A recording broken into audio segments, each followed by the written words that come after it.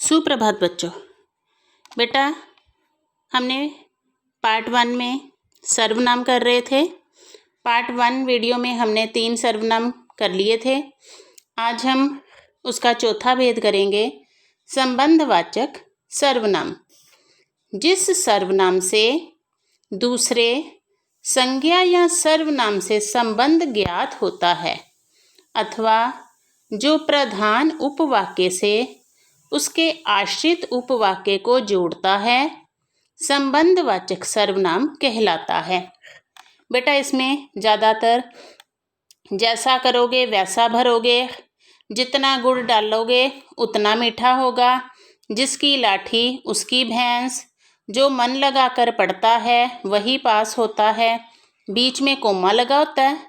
एक इसकी मेन पहचान ये होती है और दूसरी होती है कि इस तरह से 2 सेंटेंसों को आपस में जोड़ा होता है तो वो बनते हैं हमारे संबंधवाचक सर्वनाम। जिसमें 2 सेंटेंस का आपस में संबंध जोड़ा होता है उसे संबंधवाचक सर्वनाम कहा जाता है। नेक्स्ट है प्रश्नवाचक सर्वनाम। ये तो वैसे सबको अपने आप ही क्लियर हो जाता है। ध्यान से सुनिए। जो सर्वनाम किसी व्यक्ति, वस्तु तथा घटना के विषय में प्रश्न पूछने के लिए प्रयुक्त होता है वह प्रश्नवाचक सर्वनाम कहलाता है। जैसे कौन, क्या, किसने, कौन सा आदि। इसमें क्वेश्चन की फॉर्म में पूछा जाता है और जितने भी प्रश्न होते हैं पीछे प्रश्नवाचक चिन्ह लगा होता है, जिससे अपने आप ही क्लियर हो जाता है कि ये हमारा प्रश्नवाचक सर्वनाम है। बाहर कौन खड़ा है, कौन को अंडरलाइन करके कहेंगे ये है प्रश्नवाचक सर्वनाम।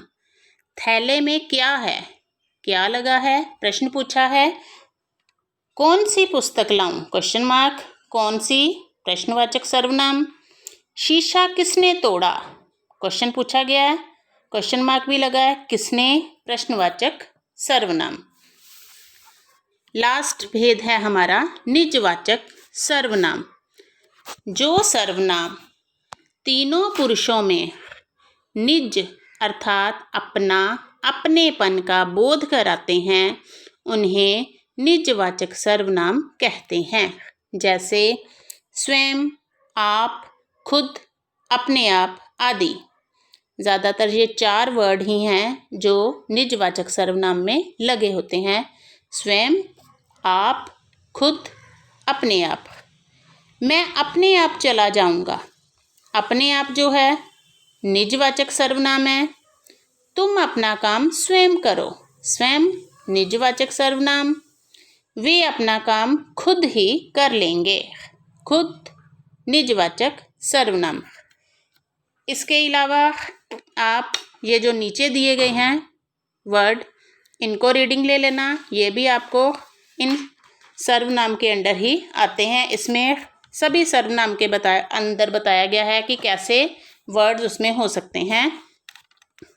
जैसे निजवाचक में ये वाले शब्द हैं, निश्चयवाचक में ये सारे बताए हैं, संबंधवाचक में ये सारे शब्द बताए हैं। इनसे रिलेटेड जब शब्द आएंगे तो वो हमारे होंगे प्रश्नवाचक। सबके अंदर जो बताया गया है कि प्रश्नवाचक में कौन, किसने, किसे, किसको, किससे, किसके द्वारा, किसको, किसके लिए, किससे, किसका, किसकी, किसके, किस में, किस पर, इनसे रिलेटेड कोई भी क्वेश्चन आपसे पूछा जा सकता है। जैसे तुमने ये पुस्तक किससे ली, किससे को अंडरलाइन करके बोलेंगे ये है प्रश्नवाचक सर्वनाम।